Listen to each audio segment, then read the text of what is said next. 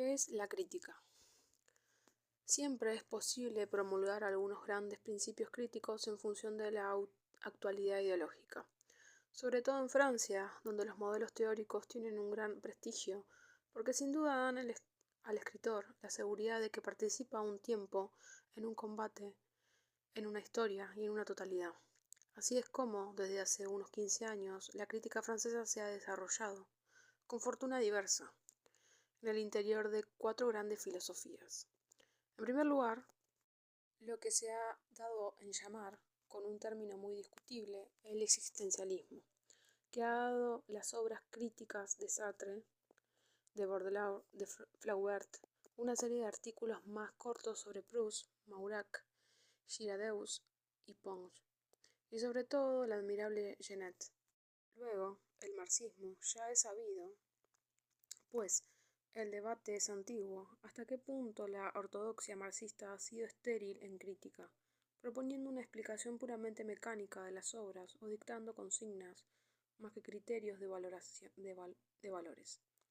Es pues, por así decirlo, en las fronteras del marxismo, y no en su centro declarado, donde encontramos la crítica más fecunda, la de L. Goldman, sobre Racine, Pascal, sobre una nouveau roman, sobre el teatro de vanguardia, sobre Malraux. Debe explícitamente mucho a la de Lukács. Es una de las más flexibles y más ingeniosas que puedan imaginarse a partir de la historia social y política. A continuación, el psicoanálisis existe una crítica psicoanalítica de obediencia freudiana, cuyo mejor representante en Francia actualmente es Charles Mauron, sobre Racine y sobre Mallarmé. Pero también en este caso el psicoanálisis marginal ha sido el más fecundo, partiendo de un análisis de las sustancias y no de las obras, siguiendo las deformaciones dinámicas de la imagen en numerosísimos poetas.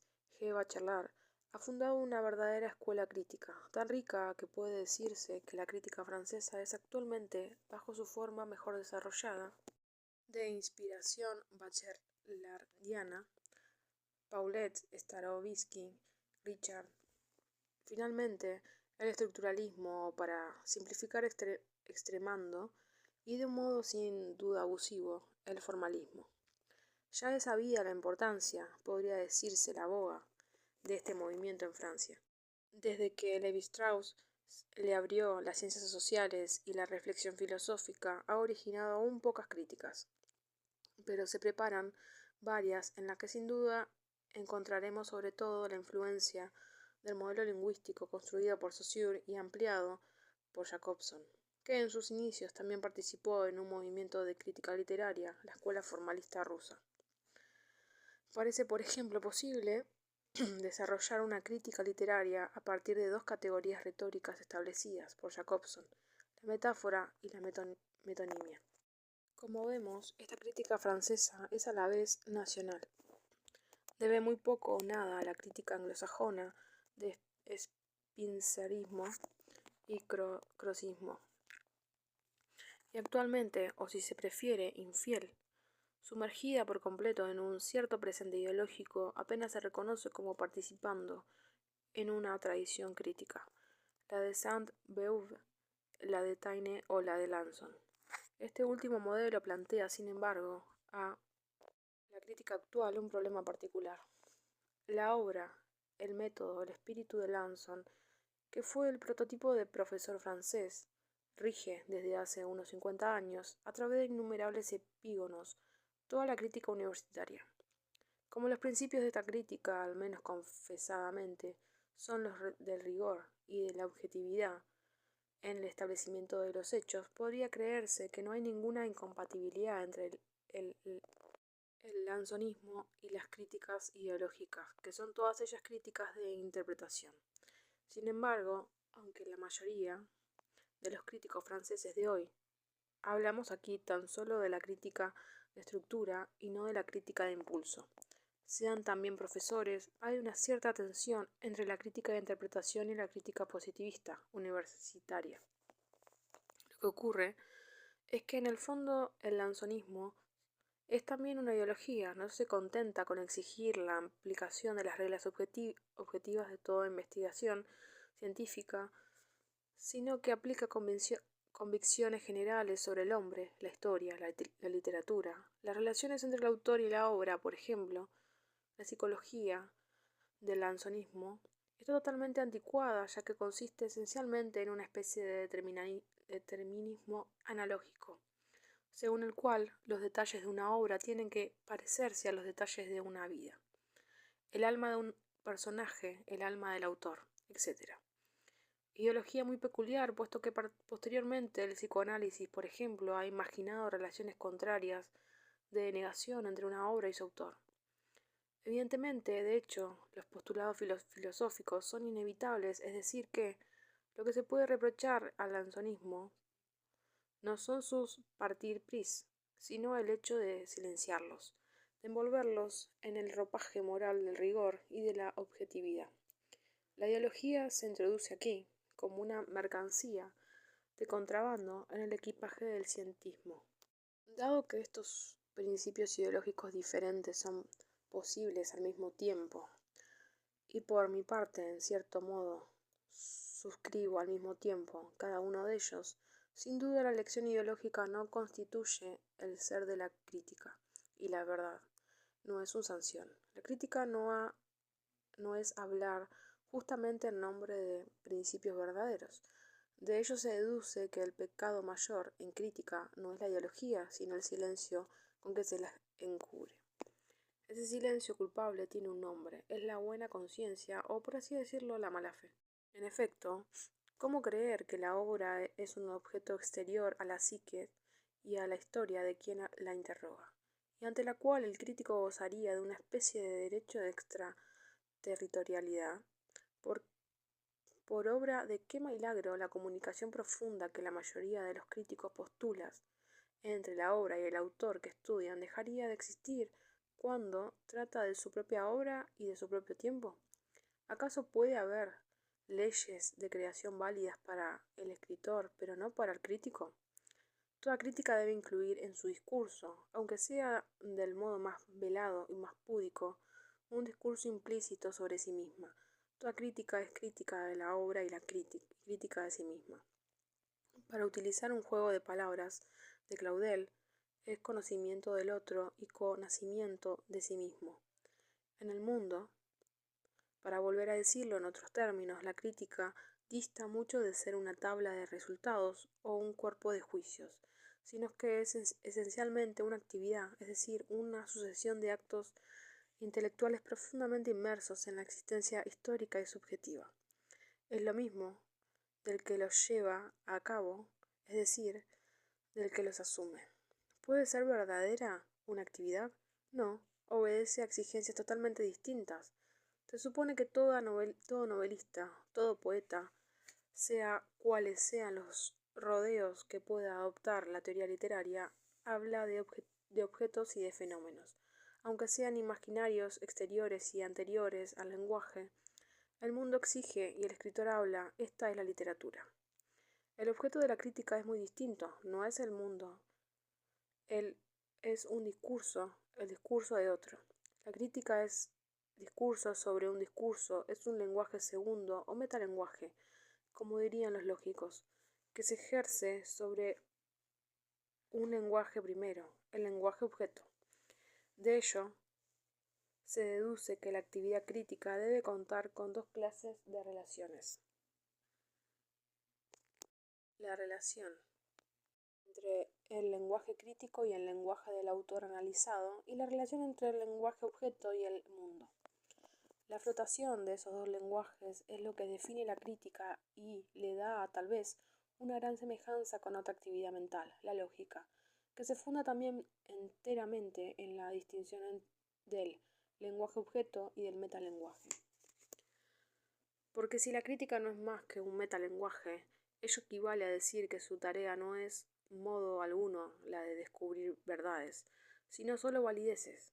En sí, un lenguaje no es verdadero o falso, es válido o no lo es. Válido es decir que constituye un sistema coherente de signos. Las reglas que condicionan el lenguaje literario no afectan a la conformidad de ese lenguaje con lo real, sean cuales sean las pretensiones de las escuelas realistas, sino tan solo a su sumisión al sistema de signos que el autor se ha fijado. Y desde luego aquí hay que dar un sentido muy fuerte al término sistema.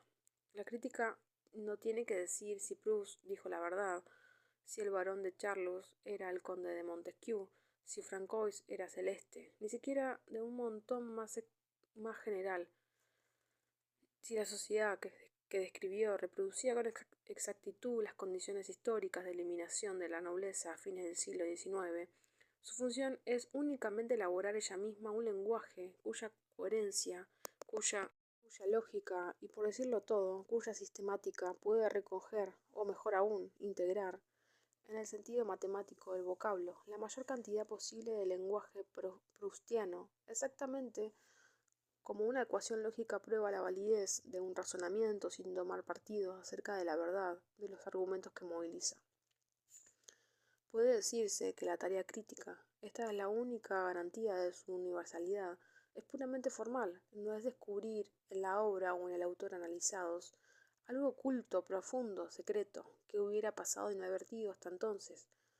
¿Por obra de qué milagro? ¿Acaso somos más perspicaces que nuestros predecesores? Sino tan solo ajustar como un buen ebanista que aproxima tanteando inteligentemente dos piezas de un mueble complicado, el lenguaje que le proporciona su época. Existencialismo, marxismo, psicoanálisis, con el lenguaje, es decir, con el sistema formal de sujeciones lógicas, elaborado por el autor según su propia época.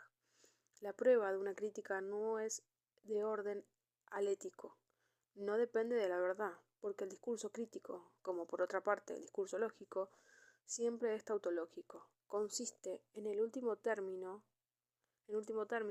en decir con retraso, pero situándose por completo en este retraso, que por ello mismo no es insignificante. Racine es Racine, Proust es Proust.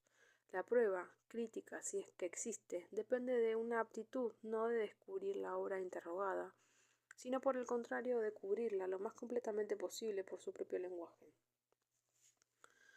Se trata, pues, de una vez más, de una actividad esencialmente formal, no en un sentido estético, sino en el sentido lógico del término. Podría decirse que para la crítica el último modo de evitar la buena conciencia o la mala fe, de la que se ha hablado al comienzo, consiste en proponerse como fin moral no descifrar el sentido de la obra estudiada, sino reconstruir las reglas y las acciones de elaboración que este sentido, a condición de admitir inmediatamente que la obra literaria es un sistema semántico muy particular cuya finalidad es poner sentido en el mundo, pero no un sentido, la obra, al menos la que suele llegar a la mirada crítica, y quizás esta sea una definición posible de la buena literatura. La obra nunca es completamente insignificante, misteriosa o inspirada. Como nunca es completamente clara, por así decirlo, tiene un sentido suspenso. Se ofrece al lector como un sistema significante declarado, pero le rehúye como objeto significado. Sí. Esta especie de decepción, deshacimiento de sentido, explica de una parte que la obra literaria tenga tanta fuerza para formular preguntas al mundo, haciendo tambalear los sentidos seguros que las creencias, ideologías, el sentido común parecían poseer. Sin llegar nunca, sin embargo, a responder, no hay ninguna obra que sea dogmática, y de otra parte que se preste a un desgarramiento infinito, puesto que no hay ninguna razón para que un día se deje de hablar de Racine o de Shakespeare, si no es por un abandono que será en sí mismo un lenguaje. A la vez, proporción insistente de sentido y de sentido obstinadamente fugitivo, la literatura no es más que un lenguaje, es decir, un sistema de signos. Su ser no está en su mensaje, sino en su sistema. De ahí que la crítica no tenga que reconstruir el mensaje de la obra, sino solamente su sistema. Al igual que el lingüista, no tiene que descifrar el sentido de la frase, sino establecer la estructura formal que permite a ese sentido transmitirse. Reconociendo que en sí misma no es más que un lenguaje, o más exactamente un metalenguaje, la crítica puede ser contradictoria, pero auténticamente a la vez objetiva y subjetiva, histórica y existencial, totalitaria y liberal. Porque de una parte el lenguaje que cada crítico elige no le baja del cielo, es uno de los diversos lenguajes que le propone su época. Es objetivamente el término de una cierta maduración histórica del saber, de las ideas, de las pasiones intelectuales, es una necesidad, y de otra parte este lenguaje necesario es elegido por cada crítico en función de una cierta organización existencial, como el ejercicio de una función intelectual que le pertenece. Es propiedad, ejercicio en el cual pone toda su profundidad, es decir, sus elecciones, sus placeres, sus resistencias, sus obsesiones. Así es como puede iniciarse en el seno de la obra crítica el diálogo de dos historias y de dos subjetividades, la del autor y la del crítico. Pero este diálogo queda egoísticamente todo el traslado hacia el presente. La crítica no es un homenaje a la verdad del pasado o a la verdad del otro, sino que es construcción de lo inteligible de nuestro tiempo.